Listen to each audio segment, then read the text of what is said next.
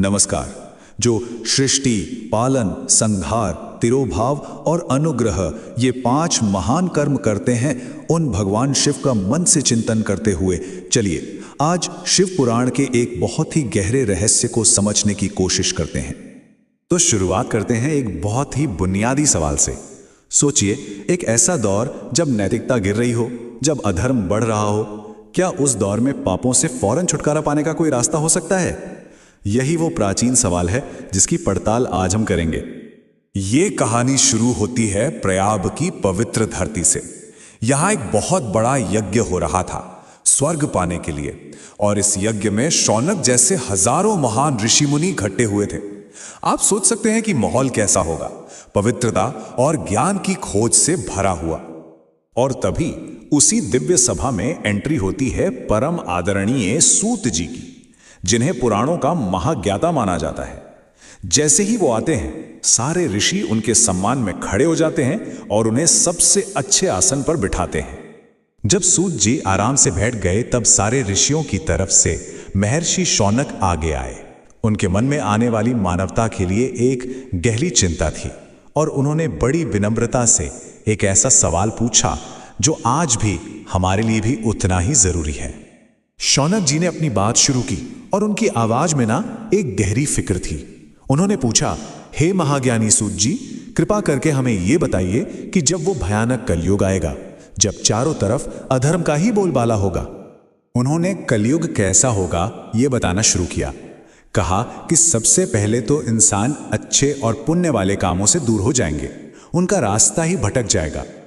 और सिर्फ इतना ही नहीं, लोग बुरे कामों में, दूसरों की निंदा करने में ही अपना वक्त बिताएंगे। मतलब जो नैतिक मूल्य हैं, उनकी नींव ही हिल जाएगी। और ये जो गिरावट है, ये समाज के हर हिस्से तक पहुंचेगी।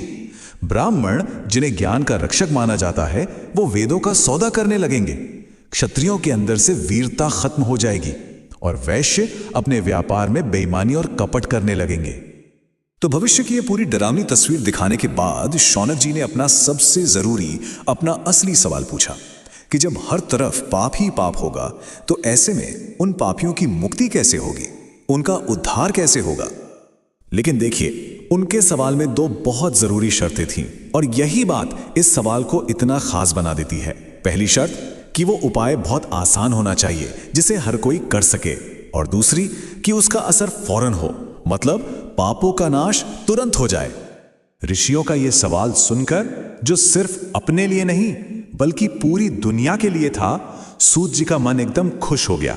उन्होंने मन ही मन भगवान शिव को प्रणाम किया और उस गहरे रहस्य को बताने के लिए तैयार हो गए। और फिर सूत जी ने वो जवाब दिया।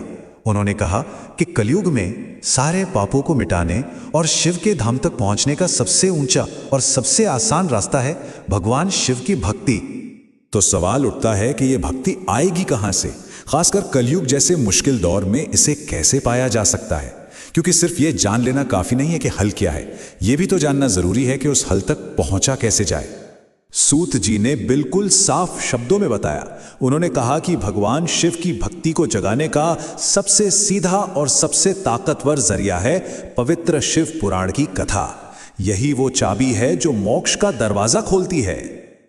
और कमाल की बात यह है कि यह प्रक्रिया कोई बहुत मुश्किल या जटिल नहीं है। भक्ति पाने के 3 सीधे सरल रास्ते बताए गए। पहला, शिव पुराण की कथा को सुनना यानी श्रवण।